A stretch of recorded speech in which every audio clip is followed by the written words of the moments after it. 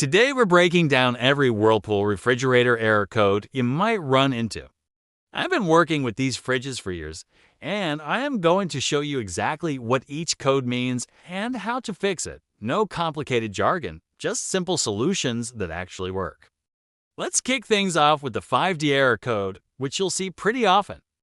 This means your fridge is stuck in defrost mode. The quick fix: unplug your fridge for about 5 minutes. This usually resets the defrost system. If it comes back, check your defrost timer. It might be stuck.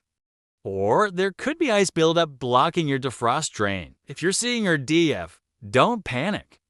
This is your defrost sensor acting up. First, try the power reset we just talked about. If that doesn't work, check for any ice buildup around your defrost sensor. Sometimes just clearing the ice fixes everything. If it keeps coming back, the sensor might need replacing. Now, RE4 F9 usually pops up when there's an issue with your ice maker. Start by checking if your water line is frozen. You can usually feel if it is extra cold or hard. If it is, turn off your ice maker until you can thaw the line. Also check your water pressure. If it's too low, your ice maker won't work properly. Seeing your FS? That's telling you there's a problem with your freezer sensor. Again, start with unplugging your fridge for 5 minutes. While it's unplugged, check the sensor connections. Sometimes they just need to be reseated. Look for any obvious damage to the wires too. The PO error is actually not as scary as it looks. It just means there was a power outage. Your fridge is basically telling you it lost power at some point. Just press any button to clear it, but do check if your food is still cold enough to be safe. If you get an SR error, that's related to your refrigerator compartment sensor. Check if anything's blocking the sensor, and make sure it's not covered in frost. Sometimes just wiping it clean with a dry cloth does the trick. Now, here's an important one: the door alarm or doctor alert. This usually means your door isn't closing properly. Check your door seals for any damage.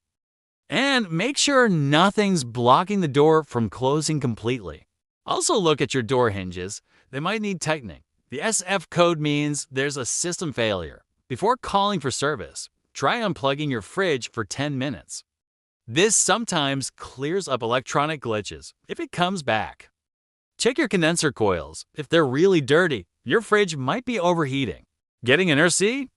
That's a communication error between your display board and control board. Start with our trusty power reset. If that doesn't work, check for any obvious signs of water damage on your display panel. Here's one that confuses a lot of people.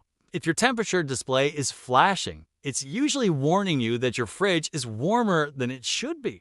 Check if your doors have been opened a lot recently, or if you just put in a bunch of room temperature food. Give it a few hours to recover before assuming there's a problem. Let me share some prevention tips that'll help you avoid these errors in the first place first. Clean those condenser coils every 6 months. This prevents so many problems. You can find them either under or behind your fridge. Just use a vacuum with a brush attachment. Keep your door seals clean. Wipe them down monthly with warm, soapy water and dry them completely. Check for any tears or gaps while you're at it. Make sure your fridge is level too. Use a basic level tool and adjust the feet if needed. Here's a pro tip: keep the inside of your fridge clean and organized. This helps with air circulation and prevents overworking your cooling system. Don't block any air vents with food containers. Another important tip: if you're getting any error code we haven't covered, or if the display is showing random symbols, always start with the power reset.